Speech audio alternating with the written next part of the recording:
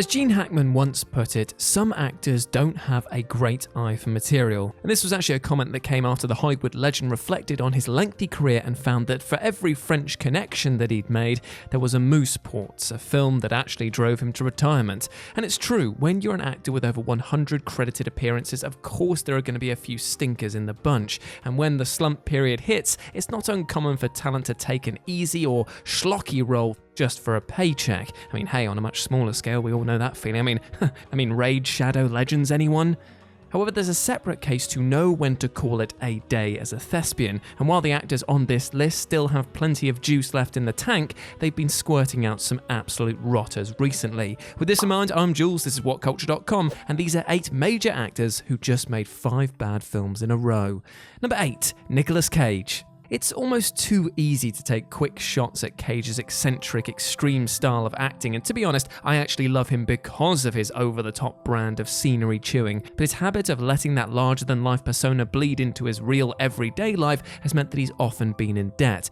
I mean, purchasing a black market T-Rex skull in a castle tends to take a bit of a chunk out of your bank balance after all. This has led Cage to appearing in less than dignified direct-to-HD features, many of which were made to exploit the tax breaks of various countries. I mean, Grand Isle, Inconceivable, or Running with the Devil are good examples of this, but his penchant for the strange has also meant that he's chosen to adapt things like H.P. Lovecraft's unfilmable The Color Out of Space, in which he plays an alpaca farmer. And you know what? This brought his bad film run up considerably, and as such, his stink streak goes Grand Isle, Primal, Kill Chain, Running with the Devil, and Color Out of Space. Number 7, John Cusack. As an actor who was afraid of getting typecast, Cusack quickly looked for work outside of the teen drama/comedy genre that made him so famous to begin with, and he struck out as a talent who would try anything once. However, this has led to more misses than hits, and from around the year 2000, he's been struggling to land consistent big name and high praise roles. Even pairing him with material and co-stars with which he's had success in the past, such as Stephen King and Samuel L. Jackson in 1408, failed to retain that winning combination, as was shown in Cell. For a film about evil cell phones, the phrase "phoning it in" is sadly apt. Still, even in crap, Cusack is often the best part of the film. It's just a shame that his run from Never Grow Old, River Runs Red, Distorted Singularity, and Blood Money means that he's ended up on this list. Number 6, John Travolta. There was a period of time in which the world was John Travolta's oyster. He could walk down the street in disco bell-bottoms, blaring the Bee Gees from a boombox a la Saturday Night Fever, and he'd be met with applause, not groans of irritation. But the 80s soon saw a series of flops that put Travolta's name on the blacklist. Seeking guidance, he found it in the welcoming arms of L. Ron Hubbard, and he stayed a misfit in Hollywood until Quentin Tarantino saw fit to reinvent the star. Pulp Fiction saw a reboot of Travolta's career, but this past year has proven that not all comebacks are well-deserved. He put forth an obnoxious performance in the Fred Durst film The Fanatic, and he even put it forward for a consideration for an Oscar. Yes, you heard that right, an Oscar for this. And unfortunately, this was just the start of a chain that included The Poison Rose, Trading Paint, Speed Kills, and Gotti, all of which were ranked incredibly low by fans and critics alike on Rotten Tomatoes. Number 5, Val Kilmer. So recently, Val Kilmer has released a memoir in which he relates to the reader the time that he quasi-hallucinated that his character in Top Gun, which, lest we not forget is a film of fiction, had an encounter with his father's ghost. You know, as he put, like Banquo in Macbeth. Sure, like all the ways that Top Gun is like Shakespeare. So what I'm trying to say is that Val Kilmer is a bit unhinged, there is no denying that, and for years we've reaped the benefits of his madness with great performances in Tombstone, The Doors, and even his work in Thunderheart deserves a mention. However, we think that we can pinpoint the very moment that Val Kilmer lost what once made him so very, very special, and that moment was the entirety of Twixt. Now, that movie was an experimental film by Francis Ford Coppola, co-starring Kilmer, Bruce Dern, and Tom Waits, and the idea on paper was much more interesting than the final product was. Here, it was decided that the director would recut the film live as it aired. kind of like a DJ. And if you've ever wondered why more DJ-esque films aren't in existence, then I'll just remind you that cutting a live film sounds like an absolute horror show. And you know what? It was. From Twixt, we have several roles that don't even have a Wikipedia entry for how little fanfare they garnered. And while we have light at the end of the tunnel in the form of the Jay and Silent Bob reboot, which fingers crossed will be good, I desperately want it to be good, it has been a dark journey through obscurity for Val for a long old while. Number 4, Taylor Kitsch. Now, for a moment, it appeared that Taylor Kitsch had Hollywood in his hands. It was the early millennia, he was a handsome young star on Friday Night Lights, and Disney was in talks about this little-known project called John Carter with him at the helm. But it turned out to be definitely too little known because the film tanked hard. So hard, in fact, that it scuppered the promising actor until he was given another shot in a high-profile role, that being Battleship.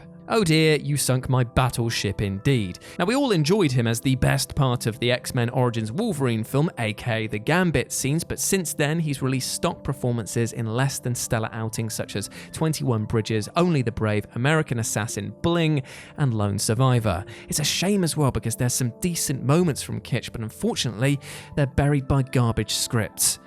Number 3, Jai Courtney. Now listen, I know that countless comments will now be firing up telling me that Suicide Squad should not be the beginning of this actor's duff list. And you know what? I absolutely loved him in this film. However, look at the reviews, look at the backlash, look at the swamp that was the edit job, and you will see that he was, at best, the best part of a bad movie. And unfortunately, things have not fared any better for the Aussie in the last couple of years. In films such as Semper Fi, Buffaloed, Alita, Battle Angel, and Storm Boy, the actor has just been given such boring roles with little to no personality. And the thing is, there is a great comedic actor waiting just underneath, just waiting to burst out. So why he takes so many duff action roles is completely beyond me. Number 2, Gerard Butler. Now this is the thing, I love The 300 and Law-Abiding Citizen was absolutely class, but as time has gone on, Gerard Butler has just dropped into being just a generic action guy, hasn't he? I don't know if it was his stint at taking a stab at rom-coms or just because God of Egypt's absolutely sucked, but now it just seems that as long as the role calls for meat shaped like a dude with a face, he'll at least audition for it. From Angel Has Fallen, The Vanishing, Hunter Killer, Den of Thieves, and Geostorm, we've seen him hit critical mass as a cliche generator. However, let it be known that a solid action star can sell those types of cliches no matter how silly, and boy does Gerard sell this tosh like it's going out of style. Yet while his efforts might be commendable in these films, he's not doing the one thing that actors need to do to stay relevant, and that is be interesting. And number 1, James Woods. So when you're talking about James Woods, there are two arguments as to why he doesn't land big profile roles anymore. If you're James Woods himself, it's because you're the only truth teller in a town full of liberal elites and that the leftist media is trying to smear you all the time. Or if you're to go by every other account, it's because he's notoriously hard to work with and has been at the center of more than one scandal. Nevertheless, his work certainly has slowed down in recent years, with the actor barely committed to anything serious. Not even the roles he does land are publicized much, with his role as the villain in White House Down not even being featured on the promotional material. His last big-name role was roundly laughed at as well, that being as a terrible southern accent with a face in the remake of Straw Dogs.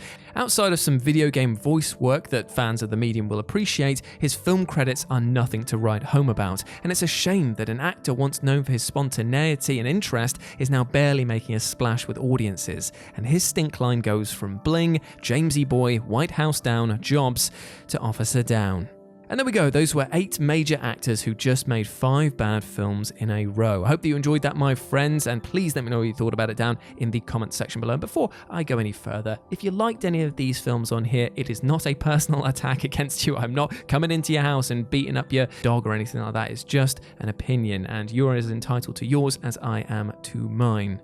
And I hope that you are doing well, and I hope that you have a fantastic day, whatever you are getting up to. We spoke today about actors who made, well, let's just say a continuum of bad choices. And I hope that you are in a situation where you are not putting yourself through that same experience. I hope that you're able to take a step back if you feel like things are getting worse and recognize what is going on. If you do that, if you give yourself a break, either physically or mentally, you might find that your energy is better spent elsewhere, or that maybe you need a helping hand in order to achieve your goals. And I hope that you succeed in each and every one of those. As always, I've been Jules. You can go follow me at RetroJ over on Twitter. And as always, you have been awesome. Never forget that. And I'll speak to you soon.